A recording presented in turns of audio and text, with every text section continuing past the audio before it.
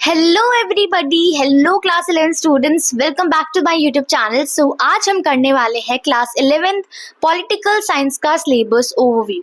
यानी कि हम क्लास 11th पॉलिटिकल साइंस का जो लेटेस्ट सिलेबस है उसके सिलेबस को हम डिकोड करने वाले हैं। कौन कौन से चैप्टर्स आएंगे, कौन कौन सी बुक है, कौन सा चैप्टर कितने मार्क्स का है, चैप्टर्स में क्या पढ़ेंगे, everything will be cleared in this particular video. सबसे पहले there are 2 books for political science in class 11th। एक तो ये वाली बुक है और दूसरी ये वाली बुक।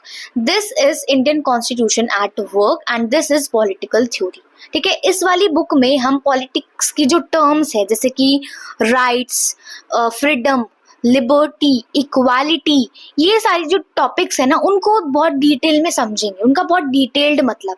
और इस बुक के अंदर जो हमारा जो फंक्शनिंग है हमारे कॉन्स्टिट्यूशन की, हमारा जो कॉन्स्टिट्यूशन है उसकी जो फिलॉसफी है, एग्जीक्यूटिव, जुडिशरी, लेजिस्लेचर, इन सब की फंक्शनिंग को देखेंगे। समझ में आया? ये 2 बुक्स रहेंगी, एक में हम डिटेल में थ्योरी को समझेंगे और दूसरी में जो एक्चुअल फंक्शनिंग है उसको समझेंगे। इसके अलावा क्लास 11th की पॉलिटिकल साइंस की जो NCERTs है, these will be enough for your class 11th। And आगे चल के जो UPSC एग्जाम है या फिर दूसरे कॉम्पिटिटिव एग्जाम्स हैं उनमें भी इन बुक्स में से क्वेश्चंस आते हैं। सो अभी से ध्यान से समझ के पढ़ लेना ताकि आगे तक की आपकी जो कंसेप्ट है वो क्लियर हो जाए।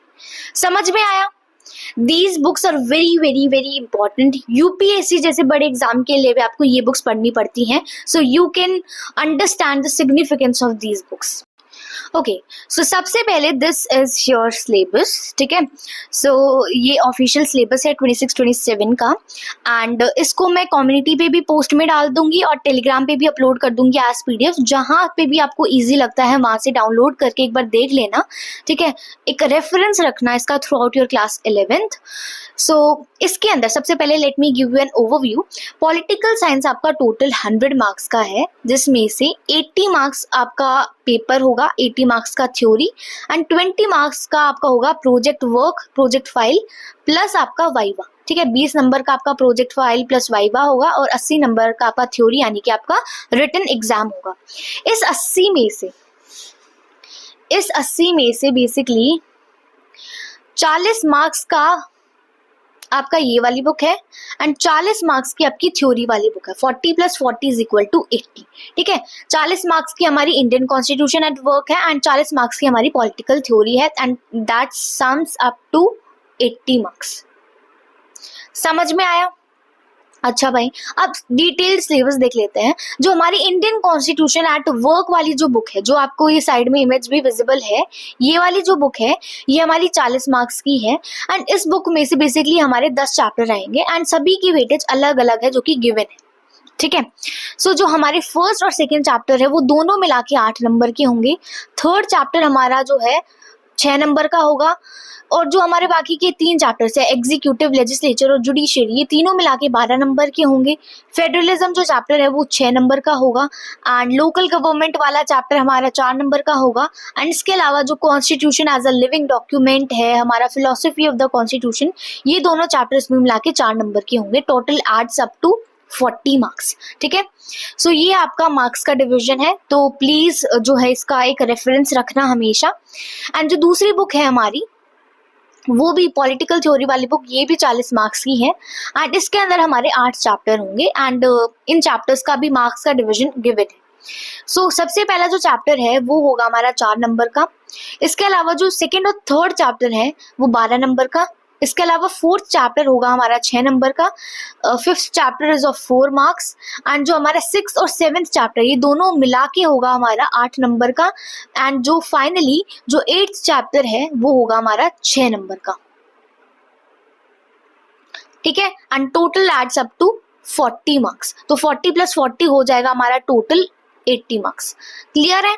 तो दोनों बुक 40-40 मार्क्स की है, हर एक चैप्टर का अलग अलग मार्क्स डिवीजन है, तो ये आपको हमेशा ध्यान में रखना है। अब चैप्टर्स में क्या पढ़ना है, क्या समझना है, वो एक बार हम देख लेते हैं।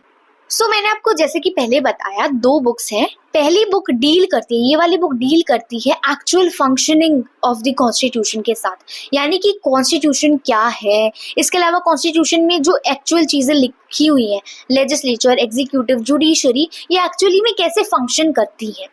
इलेक्शन कमीशन के बारे में पढ़ेंगे, इलेक्शन एंड रिप्रेजेंटेशन, ठीक है, लोकल गवर्नमेंट, ये सारी चीजें हम पढ़ेंगे जो एक्चुअली में चीजें होती हैं। Second book political theory, this is about theory, ये जो चीजें हैं इनको डिटेल में समझेंगे। पॉलिटिकल थ्योरी क्या होती है, पॉलिटिक्स क्या होता है, इसको समझना क्यों जरूरी होता है, फ्रीडम क्या होता है, इक्वालिटी, सोशल जस्टिस, राइट्स, इन सभी चीजों को हम बहुत डिटेल में समझेंगे। समझ में आया? इसमें हम एक्चुअल फंक्शनिंग देखेंगे एंड इसमें हम इन चीजों की थ्योरी देखेंगे, इन चीजों के बारे में जो भी कुछ डिटेल्स है वो देखेंगे। समझ में आया? अब हर एक चैप्टर को अच्छे से समझने की कोशिश करते हैं कि इन चैप्टर्स में हम क्या पढ़ेंगे। देखो फर्स्ट चैप्टर है हमारा कॉन्स्टिट्यूशन, व्हाई एंड हाउ।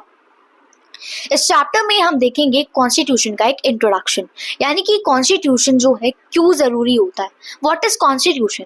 इसके अलावा कॉन्स्टिट्यूशन क्यों चाहिए होता है कंट्री को चलने के लिए, कंट्री के एडमिनिस्ट्रेशन के लिए, एंड कैसे हमने इंडिया ने अपना कॉन्स्टिट्यूशन बनाया था, कॉन्स्टिट्यूएंट असेंबली का क्या रोल था। तो ये सारी चीजें हम हमारे फर्स्ट चैप्टर में देखेंगे। Second chapter is rights in the Indian constitution, यानी कि राइट्स के बारे में देखेंगे, राइट्स जो फंडामेंटल राइट्स हैं, इसके अलावा जो हमारे DPSP है, फंडामेंटल ड्यूटीज है, इन सारी चीजों को हम देखेंगे। Third chapter is election and representation. भाई इलेक्शन क्या होता है, इलेक्शन कौन कंडक्ट करवाता है, हमारा इलेक्शन कमीशन ऑफ इंडिया, ठीक है। इलेक्शन कमीशन ऑफ इंडिया का क्या रोल है, इलेक्शन से पहले क्या क्या तैयारी करनी पड़ती है।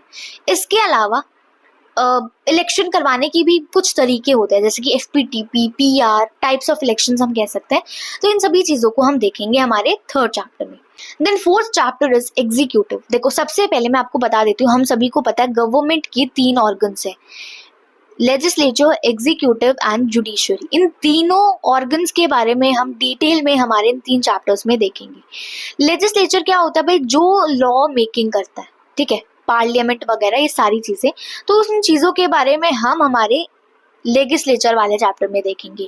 एग्जीक्यूटिव यानी कि जो लॉज और पॉलिसीज को इम्प्लीमेंट करते हैं, बेसिकली जो ब्यूरोक्रेट्स वगैरह होते हैं, IAS IPS, जो कि फ्यूचर में आप लोग भी बनेंगे, तो उस एग्जीक्यूटिव ब्रांच के बारे में हम हमारे फोर्थ चैप्टर में देखेंगे। And judiciary, high court, supreme court, जो कोर्ट चेन ऑफ कोर्ट्स होती हैं, वो कैसे जस्टिस डिलीवर करते हैं, कैसे वो फंक्शन करते हैं, तो जुडिशरी की क्या फंक्शनिंग है, तो वो हम हमारे 6th चैप्टर में देखेंगे। समझ में आया? 7th chapter is about federalism. Federalism का मतलब क्या है, division of powers between centre and the state. हमें पता है हमारे देश के अंदर सेंटर और स्टेट्स के बीच में पावर डिवीजन है, एक सेंटर गवर्नमेंट होती है, एक स्टेट गवर्नमेंट होती है, और दोनों की अपनी अपनी पावर्स होती हैं।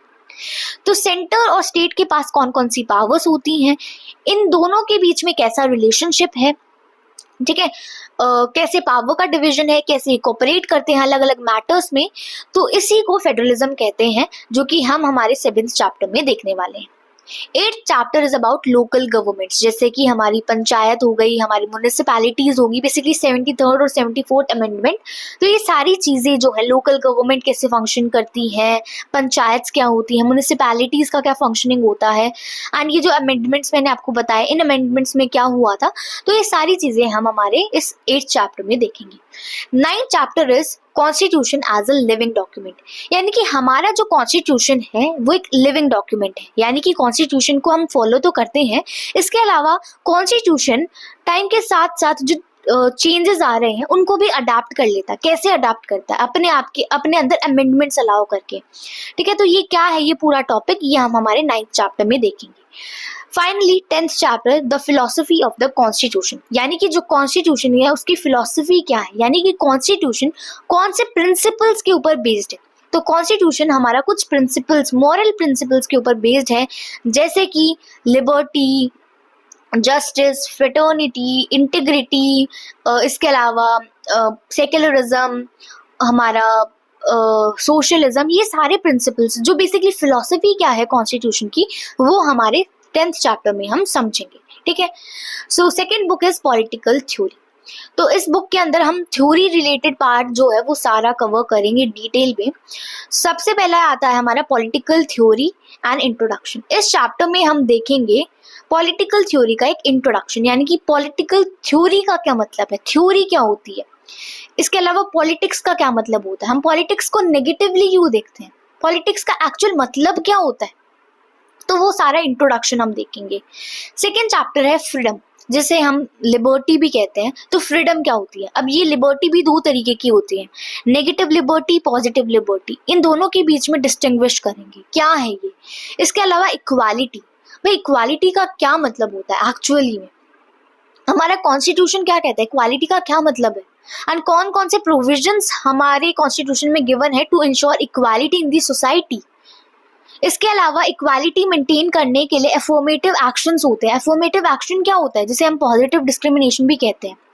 तो ये सारी चीजें हम इक्वालिटी वाले चैप्टर में समझेंगे। देन आता है सोशल जस्टिस। जस्टिस का क्या कंसेप्ट है? जस्टिस का मतलब क्या होता है? इसके अलावा जस्टिस का मतलब सिर्फ न्याय देना नहीं होता। जस्टिस के बहुत सारे डायमेंशंस है, सोशल, इकोनॉमिक, पॉलिटिकल। तो जो सोशल एस्पेक्ट है, सोशल जस्टिस, इसका क्या मतलब है? तो वो हमारे 4th चैप्टर में हम देखेंगे। देन राइट्स आ जाते हैं। राइट्स क्या होते हैं, मोरल राइट्स क्या होते हैं, लीगल राइट्स क्या होते हैं। अलग अलग तरीके के राइट्स होते हैं, सिर्फ फंडामेंटल राइट्स नहीं होते, इसके अलावा और भी राइट्स होते हैं। तो जो राइट्स का होराइजन है वो हम हमारे इस चैप्टर में देखेंगे। Next chapter is citizenship. Citizenship क्या होती है? वर्ल्ड सिटीजनशिप क्या होती है? सिटीजनशिप, एक पर्टिकुलर कंट्री का सिटीजन होने के लिए कौन से क्राइटेरिया फुलफिल करने पड़ते हैं? हमारे देश में ड्यूअल सिटीजनशिप अलाउड है? ये क्या मैं बोल रही हूँ, ये सारी चीजें आपको ये चैप्टर पढ़ने पे समझ में आएगी। Next chapter is nationalism. Nationalism का क्या मतलब होता है? देश प्रेम की भावना। अगर मैं आपसे पूछूं नेशन और स्टेट के बीच में क्या डिफरेंस है, हो सकता है आप लोग नहीं बता पाओगे नेशन और स्टेट में क्या डिफरेंस है। तो वो क्या डिफरेंस है वो हम हमारे इस चैप्टर में देखेंगे। ये नेशनलिज्म का क्या मतलब होता है, नेशन स्टेट में क्या डिफरेंस है, ये सारी चीजें आपको इस चैप्टर में क्लियर होंगी। लास्ट चैप्टर है सेक्युलरिज्म। सेक्युलरिज्म, आपको पता है ये टर्म जो है हमारे 42nd कॉन्स्टिट्यूशनल अमेंडमेंट 1976 के दौरान जो है हमारे प्रियम्बल के अंदर ऐड की गई थी। इससे पहले हमारे प्रियम्बल में सेक्युलरिज्म वर्ड मेंशन नहीं था। आखिरकार सेक्युलरिज्म का मतलब क्या है? सारे धर्म जो है वो अलाउड है हमारी कंट्री में। We are having freedom to practise any religion. State का कोई ऑफिशियल रिलीजन नहीं होगा। रिलीजन के बेस पे किसी को भी डिस्क्रिमिनेट नहीं किया जाएगा। और इंडियन सेक्युलरिज्म कैसे वेस्टर्न सेक्युलरिज्म से अलग है, ये सारी चीजें हम हमारे इस लास्ट चैप्टर में देखने वाले हैं। ठीक है, सो ये बुक भी हमारी 40 मार्क्स की होगी। This book is also 40 marks. Total हमारा 80 मार्क्स का पेपर होगा। समझ में आया? एंड ये जो बुक है ना, this is very very very important. यहाँ से जो आपका पॉलिटिकल साइंस का बेस है ना वो बनता है। सो आपका बेस फॉर्म होगा जिससे आपको फर्दर जो कॉम्पिटिटिव एग्जाम्स हैं वहां पर भी आपको मदद मिलेगी। सो अभी से सीरियसली लेने लग जाओ चीजों को, एंड इस बुक को जो है बहुत अच्छे से ध्यान लगा के समझ के पढ़ना है। ठीक है, so this was all about your political science. मैंने बहुत सारी चीजें जो है आपको बताई हैं। सो हो सकता है एकदम से आपको बहुत सारी चीजें समझ में नहीं आई होंगी। भाई ये जो चैप्टर्स है ना, हम ये धीरे धीरे पढ़ेंगे। मैंने आपको एक बार में ओवरव्यू दिया है, ठीक है। तो अभी दिस वाज ओनली ओवरव्यू। सो हम धीरे धीरे लेक्चर्स पे आएंगे, हम एक एक करके चैप्टर्स को कवर करेंगे। तो आपको धीरे धीरे चीजें समझ में आती चली जाएंगी, आपके डाउट्स जो है वो क्लियर होते जाएंगे। एंड फिर भी आपको कोई मेजर डाउट है so you can comment me down in the comment section. You are free to comment, ठीक है। इसके अलावा टेलीग्राम चैनल भी आप ज्वाइन कर सकते हो। वहां पर मैं ये जो आपका PDF है आपके सिलेबस का, करिकुलम का, वो भी मैं शेयर कर दूंगी, ठीक है। सो प्रोजेक्ट फाइल से रिलेटेड अगर आपकी कोई डाउट है तो वो अभी नहीं सॉल्व होंगे, क्योंकि प्रोजेक्ट फाइल का जब टाइम आएगा तो मैं आपको प्रोजेक्ट फाइल के बारे में भी बता दूंगी, ठीक है। So this was all about political science and I have also uploaded the video on history. So वहां से हिस्ट्री का वो व्यू भी देख लेना अगर अभी तक नहीं देखा है। So this was all about this lecture. So मिलते हैं हम आपको नेक्स्ट वीडियो में। Till then keep watching, keep learning, keep exploring. Bye bye.